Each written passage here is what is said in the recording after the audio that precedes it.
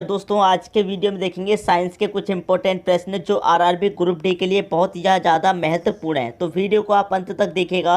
सभी तरह के प्रश्न हम आपको कराएंगे, जीके का हो, रीजनिंग का हो, गणित का हो।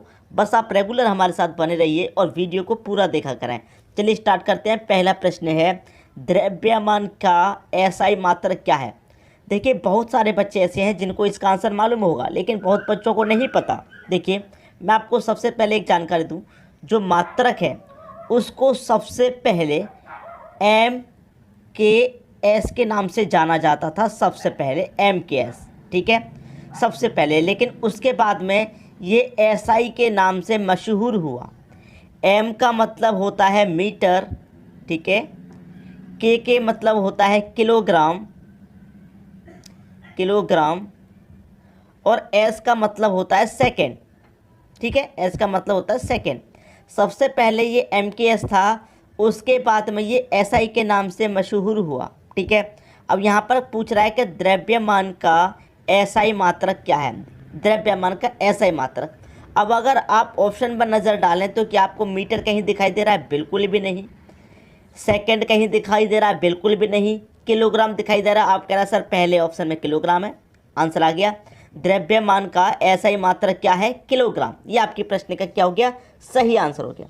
तो किसी को कोई समस्या नहीं है, इनको आप रट लीजिए, याद कर लीजिए, चाहे समझ लीजिए। ये बहुत इंपॉर्टेंट प्रश्न है, ठीक है। अब देखते हैं अगला प्रश्न।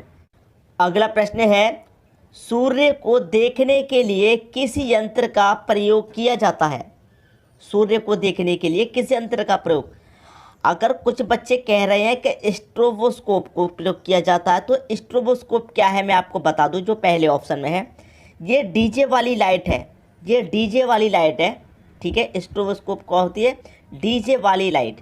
और डीजे वाली लाइट कौन सी होती है? आप बहुत सारे प्रोग्राम गए होंगे जहाँ डीजे लगा होता है, वहाँ पर जो लाइट लुप लुप करती है जल्दी जल्दी, वो होता है स्ट्रोबोस्कोप, ठीक है। और यहाँ पर सूर्य को देखने के लिए किस यंत्र का प्रयोग किया जाता है? टेलीस्कोप, ठीक है। ये टेलीस्कोप हमारा दूसरा ऑप्शन है। इसका मतलब क्या है वो भी समझ लीजिए। टेलीस्कोप का मतलब है लंबी दूरी नापने के लिए, लंबी दूरी नापने के लिए इसका प्रयोग किया जाता है, टेलीस्कोप का, ठीक है, लंबी दूरी नापने के लिए। अब यहाँ पर दे रखा है हेलियोस्कोप, तो सूर्य को देखने के लिए किस यंत्र का प्रयोग किया जाता है? हेलियोस्कोप का किया जाता है, ठीक है। स्ट्रोबोस्कोप का मतलब क्या होता है? ये डीजे वाली लाइट होती है जो लुप लुप करती है जल्दी जल्दी।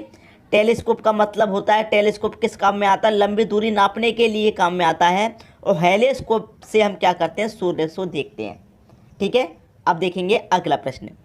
अगला प्रश्न है, यदि एक मॉल में कोई व्यक्ति 50 न्यूटन के बल से ट्रॉली को खींचता है, जिससे ट्रॉली 30 मीटर विस्थापित होती है, तो किए गए कार्य की गणना करें। देखिए मान लीजिए ट्रॉली यहाँ पर रखी हुई है, यहाँ पर ट्रॉली रखी हुई है, इसको 50 न्यूटन बल से खींचा, तो यहाँ से खींचा यहाँ पर आ गई, ये कहाँ पर क्या हो गया? 30 मीटर विस्थापित हो गई, अपनी जगह से 30 मीटर ये हट गई, ठीक है। अब हमसे कह रहा है कि किए गए कार्य की गणना करें, कार्य की गणना करें, कार्य की गणना। कार्य बराबर फॉर्मूला क्या होता है? कार्य बराबर होता है बल गुने दूरी, ठीक है। इसको इंग्लिश में भी बोलते हैं वर्क बराबर फोर्स इनटू डिस्टेंस, ठीक है। अब देखिए फोर्स कितने का लगा है? 50 न्यूटन का। डिस्टेंस कितनी है? 30 मीटर की डिस्टेंस है। 5 त्रिक का 15 और 2 जीरो 1500, तो वर्क कितना निकल के आया? 1500। यहाँ न्यूटन है, यहाँ मीटर है, न्यूटन मीटर का गुना होगा, आंसर किस में आएगा? जूल में आएगा। तो 1500 जूल, 1500 जूल कहाँ है? सी ऑप्शन में। ये भी आपके प्रश्न का आंसर हो गया, ठीक है। अब देखते हैं अगला प्रश्न। अगला प्रश्न है, ऊपर उठाए गए हथौड़े के पास क्या होता है? गतिज ऊर्जा होती है, या फिर यांत्रिक ऊर्जा, मांसपेशीय ऊर्जा, स्थितिज ऊर्जा? इसका जो सही आंसर है वो है दोस्तों स्थितिज ऊर्जा। उठाए गए हथौड़े के पास क्या होती है? स्थितिज ऊर्जा, ठीक है। क्लियर है दोस्तों? मांसपेशियाँ ऊर्जा आपकी समझ में आ रहा होगा, जो मांसपेशियों के द्वारा जो ऊर्जा लगती है वो ऊर्जा होती है। यांत्रिक ऊर्जा भी आपकी समझ में आ रहा होगा। गतिज ऊर्जा भी, गतिज ऊर्जा जैसे यहाँ से लेके यहाँ तक कोई चीज़ चल के जाती है, ठीक है, इस तरीके से। और ये हथौड़ा क्या, मान लीजिए हथौड़ा यहाँ पर रखा हुआ है और हथौड़ा उठाएगा यहाँ पर हथौड़ा है, हथौड़ा मान लीजिए यहाँ से यहाँ पर उठा लिया, ठीक है, यहाँ पर हथौड़ा था पहले, यहाँ इतना ऊपर उठा लिया, इसी को पूछ रहा है स्थितिज ऊर्जा है। क्लियर दोस्तों, क्योंकि ये अपनी स्थिति पे था, यह अपनी स्थिति, कोई भी चीज़ होती है वो अपनी स्थिति पर होती है। हथौड़ा ऐसी चीज़ है जो हिल नहीं सकता, लेकिन हमने उसे उठाया तो वो स्थितिज ऊर्जा है। ठीक है, अब देखेंगे अगला प्रश्न। अगला प्रश्न है, यदि हम पेड़ की शाखाएं तेजी से हिलाएं तो कुछ पत्तियां पेड़ से अलग हो जाती हैं, यह किसके कारण होता है? बहुत अच्छा प्रश्न है। देखिए यहाँ पर मैं आपको एक चीज़ समझा दूँ। सबसे पहले दे रखा है मुक्त पालन। ठीक है, देखिए मुक्त पालन का मतलब है कि कोई भी चीज़ अपने आप मुक्त हो जाए, अपने आप गिरे, कोई भी चीज़, ठीक है समझिए, कोई भी चीज़ अपने आप गिरे, अपने आप गिरे, ये होता है मुक्त पालन। लेकिन यहाँ पर तो पेड़ की शाखाओं को हम हिला रहे हैं, ठीक है, उसकी पत्तियों को कौन गिरा रहा है? हम गिरा रहे हैं, अपने आप तो नहीं गिर रहे, उसकी पत्तियों को हम गिरा रहे हैं। ठीक है, तो ये तो इसका आंसर नहीं होगा मुक्त पालन। मुक्त पालन का मतलब है कोई भी चीज़ अपने आप गिरे। वेग भी नहीं हो सकता, जड़त्व, यहाँ पर दे रखा है जड़त्व। तो जड़त्व का मतलब क्या होता है? जो चीज़ जहाँ है वहीं पर रहना चाहती है, लेकिन बल के कारण अलग हो जाती है। देखिए मैं लिख देता हूँ, जो चीज़ जहाँ पर है वहीं पर रहना चाहती है, लेकिन बल के कारण अलग हो जाती है। ठीक है, ये है। तो यहाँ पर कहने का मतलब ये है कि पेड़ की शाखाएं अपनी जगह पर हैं, हमने बल लगाया, हमने पेड़ को हिलाया तो वो अलग हो गई। तो यही तो इसका आंसर हो जाएगा सी ऑप्शन। वो अपनी जगह पर रहना चाहती हैं, लेकिन जब हमने बल लगाया तो वो अलग हो गई हैं। तो यही इसका आंसर हो जाएगा जड़त्व। ठीक है, ये किसके कारण होता है? जड़त्व के कारण होता है। तो ये प्रश्न भी समझ में आ गया। अब देखेंगे अगला प्रश्न। अगला प्रश्न है, न्यूटन के गति के नियमों का प्रकाशन वर्ष है। न्यूटन के गति के नियमों का प्रकाशन वर्ष है। इसका जो सही आंसर है 1687। ठीक है, मैं यहाँ पर पूरा आपको बता देता हूँ। पूरा 1687 में न्यूटन ने एक बुक लिखी थी जिसका नाम है प्रिंसिपिया। कब लिखी थी दोस्तों? ये 1687 में लिखी थी, जिसमें न्यूटन के बारे में बताया गया था। ठीक है, क्लियर हुई बात? तो न्यूटन के गति के नियमों का प्रकाशन वर्ष है 1687 में प्रिंसिपिया नाम की एक बुक लिखी थी न्यूटन ने, जिसमें न्यूटन के बारे में सब कुछ बताया गया था। न्यूटन के नियम के बारे में या सब कुछ उसी बुक में बताया गया था। तो डी ऑप्शन आपके इस प्रश्न का सही आंसर है। अब देखते हैं अगला प्रश्न।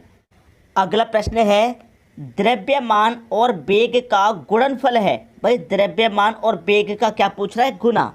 ठीक है, द्रव्यमान और वेग का क्या पूछ रहा है दोस्तों? गुना पूछ रहा है। बहुत अच्छा प्रश्न है।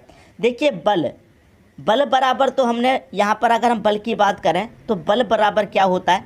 तब बल मतलब बल बराबर पूछ रहा है, तो बल मतलब फोर्स, तो फोर्स बराबर क्या होता है? मास इंटू ए। ठीक है, अब इसको याद रखने का क्या ट्रिक है? बल का ये याद रखने का, गुना याद रखने का क्या ट्रिक है? तो ये क्या हो गया दोस्तों? हमारा बल, ये बल हो गया, और ये क्या हो गया? माँ। तो आपने एक गाना सुना होगा बलमा। ठीक है, आपने गाना सुना होगा बलमा, तो ये बलमा है, बलमा। तो इनका गुणन क्या होता है? मास इंटू ए। क्लियर है? अब यहाँ पर हमसे पूछ रहा है कि द्रव्यमान और वेग का गुणनफल। ठीक है, द्रव्यमान और वेग, अगर मैं दाब की भी बात करूँ, यहाँ पर दाब P इंटू एफ बट्टे ए, ये होता है दाब। लेकिन हमसे द्रव्यमान और वेग का गुणन पूछ रहा है। ठीक है, संवेग मतलब P बराबर, द्रव्यमान को क्या बोलते हैं? मास। ठीक है, इनटू वेग क्या होता है हमारा? वेलोसिटी। वेलोसिटी होता है हमारा वेग। तो हमसे क्या पूछ रहा है, द्रव्यमान और वेग का गुना। द्रव्यमान मतलब मास और वेग मतलब वेलोसिटी, दोनों का गुना पूछ रहा है। तो ये क्या किसके बराबर होता है, p मतलब संवेग। आपका आंसर क्या हो जाएगा, संवेग हो जाएगा। क्लियर हुई दोस्तों बात। अब देखेंगे अगला प्रश्न। अगला प्रश्न है, एक चालक समान गति से अपनी कार को चलाता है और 60 सेकंड में 288 मीटर की दूरी तय करता है। गति ज्ञात करें। गति ज्ञात करनी है मतलब चाल ज्ञात करनी है। ठीक है, चाल ज्ञात करनी है। चाल बराबर क्या होता है फॉर्मूला, दूरी बट्टा समय। अब देखिए दूरी आपको दे रखी है 288 मीटर की, समय दे रखा है 60 सेकंड का। कुछ भी चेंज इसमें आपको नहीं करना है, कुछ भी चेंज इसमें नहीं करना, क्योंकि दूरी भी मीटर में, समय सेकंड में, तो चेंज नहीं करना। किलोमीटर में अगर दूरी होती तो चेंज करना पड़ जाता, घंटे में अगर समय होता तो चेंज करना पड़ जाता, लेकिन अब कोई चेंज नहीं करना। ठीक है, कटा लीजिए। देखिए 4 से में से कटाऊंगा, 4 सत्ते 28, 4 दूने 8, 72 बार में। 4 से कटाऊंगा 15 बार में, 72 बट्टे 15। ठीक है, अब मैं कटाऊंगा। देखिए अगर मैं से 3 से कटाऊं तो 3 से ये कितनी बार में कटेगा, 24 बार में, और 3 से ये कितने बार में कटेगा, 5 बार में, 24 बट्टे 5। अब 5 से कटाऊंगा इसको मैं, 5 चौके 20 कटेगा, 4 बचेगा, नहीं जाएगा, 10 मतलब 40 हो जाएगा। ठीक है, 40 हो जाएगा। तो ये हो जाएगा हमारा 5 अट्ठे 40, 4.8 मीटर, 4.8 मीटर पर सेकंड निकल के आ जाएगी 4.8 पहले ही ऑप्शन में है। ये आपके प्रश्न का सही आंसर हो गया। क्लियर दोस्तों, सभी को कोई परेशानी नहीं होगी। अब देखते हैं अगला प्रश्न। अगला प्रश्न है, परमाणु के नाभिक से क्या होता है। परमाणु के नाभिक में, यहाँ पर आएगा दोस्तों नाभिक में, नाभिक से नहीं नाभिक में, याद रखिएगा। गलती से लिख गया है, यहाँ पर में है। परमाणु के नाभिक में क्या होता है। ठीक है, देखिए सबसे पहले अगर मैं यहाँ पर एक छोटा सा परमाणु बना लूँ, ये क्या है दोस्तों आपका परमाणु। ठीक है, परमाणु, परमाणु के नाभिक में यह है दोस्तों इसकी नाभि। ठीक है, और नाभिक के अंदर जो होता है उसे बोलते हैं हम चार्ज।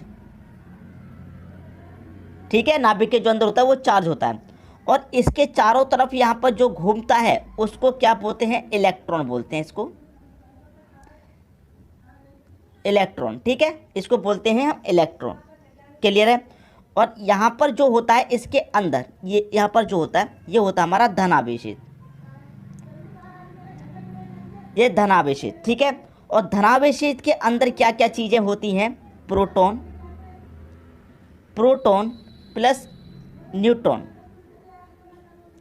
Proton plus neutron. ठीक है, क्या होती है, प्रोटॉन और न्यूट्रॉन होता है। अब देखिए इसके बारे में, परमाणु के बारे में किसने बताया, तो हम जानते हैं जॉन डाल्टन। परमाणु के बारे में किसने बताया, जॉन डाल्टन ने बताया था परमाणु के बारे में। ठीक है, हमसे पूछ रहा था कि परमाणु के नाभिक में क्या होता है। देखिए परमाणु की ये नाभि होती है जिसे हम चार्ज बोलते हैं, और इसके अंदर ये जो होता है ये धनावेशित होता है, जिसके अंदर प्रोटॉन और न्यूट्रॉन होते हैं। तो क्या क्या होते हैं, प्रोटॉन और न्यूट्रॉन, प्रोटॉन एवं न्यूट्रॉन होता है। डी ऑप्शन आपके प्रश्न का सही आंसर है।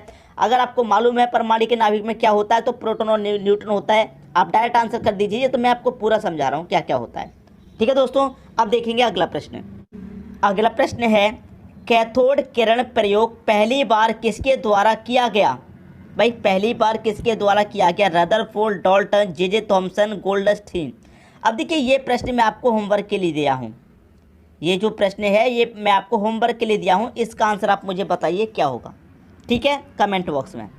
उम्मीद करूँगा वीडियो आपको बहुत पसंद आया होगा। इसी तरीके के प्रश्न आप चाहते थे, मुझे मालूम है, और मैं आपके लिए ऐसे वीडियोस लेके आता रहूँगा। ठीक है दोस्तों, वीडियो देखने के लिए आपका बहुत बहुत धन्यवाद।